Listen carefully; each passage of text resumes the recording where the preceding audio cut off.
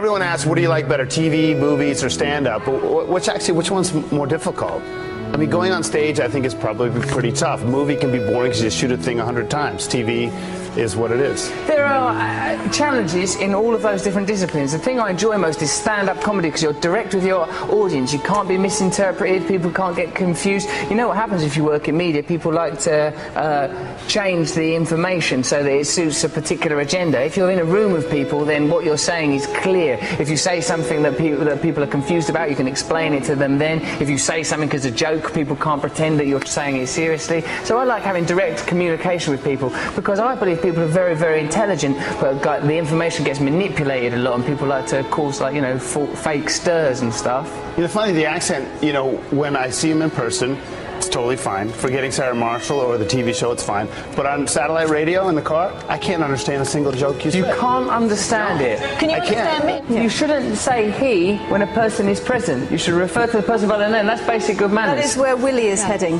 Who is Willie?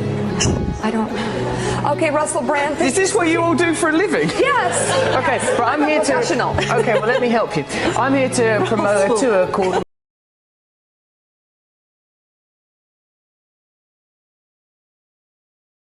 where you can purchase tickets to see me. These people, I'm sure, are typically very, very good at their job. What is it? You're conveying news to the people of America. Yes. People of America, we're going to be okay. Everything's all right. These are your trusted anchors. Leaning.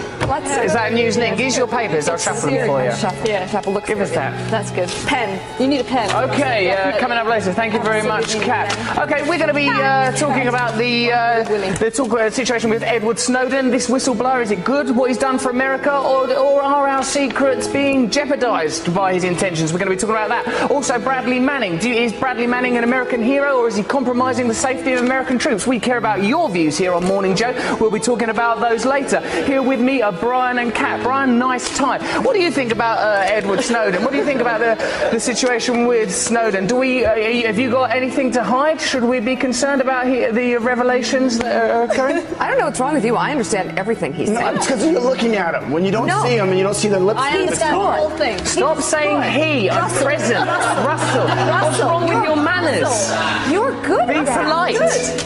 I'm coming in tomorrow with a big necklace and I'm opening it up. Look beyond the superficial. That's the problem with current affairs. You forget about what's important. You allow the agenda to be decided by superficial information. What am I saying? What am I talking about? Don't think about what I'm wearing. These things are redundant. I'm distracted. Superficial. How do you imagine that people get power? Well, I imagine there are sort of hierarchical systems that have been preserved through They generations. get power by being voted in. Well, you That's say how that, they Jeremy, get it. but You like can't even be asked to vote. It's quite a narrow prescriptive parameter that changes within the. In a democracy, that's how it works. Well, I don't think it's working very well, Jeremy. Given that the planet is being destroyed, given that there is economic disparity of a huge degree. Well, why don't you start by voting? I don't think it works. People have voted already, and that's what's created the current paradigm. When did you last vote? Never. You've never ever voted. No, do you think that's really bad? So you struck an attitude, what, before the age of 18? Well, I was busy being a drug addict at that point because I come from the kind of social conditions that are exacerbated by an indifferent system that really just administrates for large corporations and ignores the population that it was voted in to serve. You're blaming the political class for the fact you had a drug problem? No. I'm saying I was part of a social and economic class that is underserved by the current political system, and drug addiction is one of the problems it creates when you have huge, underserved, impoverished populations. People get drug problems and also don't feel like they want to engage with the current political system because they see that it doesn't work for them. They see that it makes no difference. They see that they're not served. You don't believe in democracy. No, you want a revolution, don't you? The planet is being destroyed. We are creating an underclass. We are exploiting poor people all over the world, and the genuine, legitimate problems of the people are not being addressed by our political class. All of those things may be true. They are true. What's the scheme? You talk vaguely about revolution. What is it?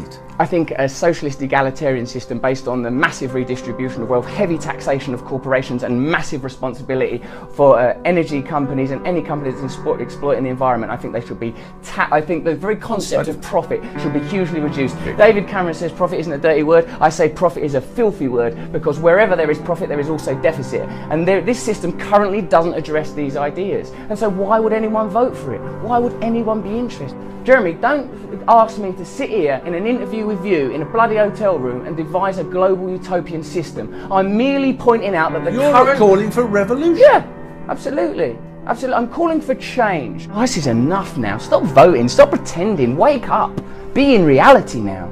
Time to be in reality now. Why vote? We know it's not going to make any difference. We know that already. Aren't you bored? Aren't you more bored than anyone? Ain't you been talking to them year after year, listening to their lies, their nonsense? Then it's this one gets in, then it's that one getting in. But this problem continues. Why are we going to continue to contribute to this facade? I'm surprised you can be facetious when you're that angry about it. Yeah, I am angry. I am angry. Because for me it's real. Because for me it's not just some peripheral thing that I turn up once in a while to a church faith for. For me, this is what I come from. This is what I care about. And I think until people en masse make it clear that they're no longer prepared to tolerate this kind of system, then it will continue. You see that whenever statements are made about sort of transitioning power, it makes people very, very nervous when people talk about no longer paying the kind of fuel prices that we're used to paying, no longer having to pay for health insurance in the way that we're used to. It makes people kind of nervous. I think that we need to break down the corporations that are controlling this planet. I think there needs to be dramatic, radical economic reform. What happens when that final domino falls? Well, I think that they'll continually look to occupy new paradigms. I imagine that they're even now investing heavily in new media and in ways of controlling the internet. We're seeing this with what went on with Prism. They're advanced. These people aren't in power by mistake. They know what they're doing. If we live as God would have us live, then the world will change automatically. It will just happen automatically. Someone said, I think it might be Prabhupada, that a cave can have been in darkness for 10,000 years, but as soon as the light is put on, as soon as a match is struck, the light is there. So the light is coming. And humanity's coming out of the cave. We're coming out of the cave.